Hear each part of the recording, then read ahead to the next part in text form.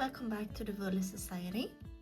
Today I'm going to discuss how to make any pattern that you want to in any yarn you want to. So how to switch yarns for any project. As you can see here, I've made swatches of two very different yarns. This one is a sport weight yarn, and then we have a chunky yarn here, a bulky one. So how will we go about changing our yarns and how does the calculation look? But to start off, here are our two swatches, right? So we have the sport weight one, where I had casted on 21 stitches and then worked 19 rows. So 4 by 4 inches or 10 centimeter swatch, which is the standard. Your pattern might call for something else, but this is just the swatch size here. And this one is the bulky weight one. I made 15 rows in height and then 16 stitches in the width to make a 10 by 10 centimeter swatch.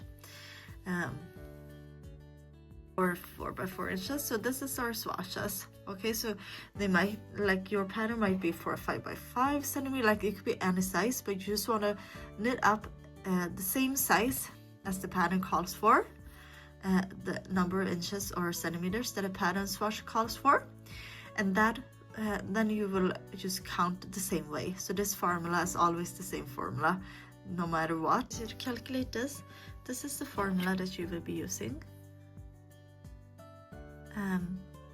So that's A, which is the number of stitches in your yarn swatch, divided by B, which is the number of stitches in the pattern swatch for the same size of swatch, okay? Times C, which is the number of stitches the pattern calls for, which equals X, which is the number of stitches you will need. So that means if your pattern, for example, calls for you to cast on, let's say 42 stitches, okay, that you should cast on 32 stitches instead, okay? That should be the double. That's the easiest to use to show you. So you have 21, and this one double is 42, right? And then this would also double to equal 32. If it tells you to make, for example, 38 rows, you would be making 30 rows. Okay, and that would give you a 20 centimeters or 8-inch swatch. So let me show you how I calculate it using this formula. So to change this thinner yarn for the bulky yarn, first we will have to calculate the size difference between them. So we know the bulky yarn is 16 stitches across, so divided by 21 for that thinner yarn, the sport weight yarn. This number, 0.761 we could say. And then we have to times with the number of stitches that a pattern tells us to cast on. So it told us to cast on 42. And it shows us we need a width of 32 stitches. If it tells us to work a row of, let's say, 38 stitches, right? So then we would have 15 divided by 19. And then, let's say it told us work 38 rows.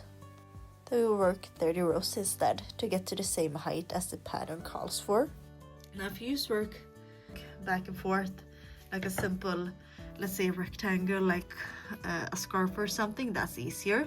But once it starts to go into like decreases and increases, you need to be more careful, right? You need to really calculate everything, because if it tells you to, I'm gonna use this one to add it on. So for example, if your pattern calls for you to increase every 6 stitch, that's not possible. For example, you have 42, you would have to increase every 7th stitch instead, right? Because for this one would mean you make 6 increases, but this 7 times 6 is 42, right? So you need to divide this by how many number of increases they make. So 47 divided by that, it means 7. So then you increase every 7th stitch instead, for example. Now this is a simple example. It could be much more complicated than this. And also keep in mind that the drape is so much different. Like this drape is totally different from this one.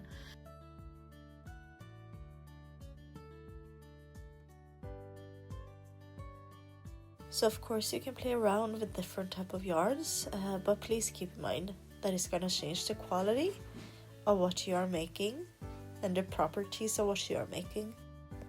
But yes, it is possible to switch between yarns and projects. It could be that the yarn the pattern calls for is not available in your area. You find something similar, but just a few stitches, quite a lot of difference in fitting or size, so it's good to always swatch it beforehand.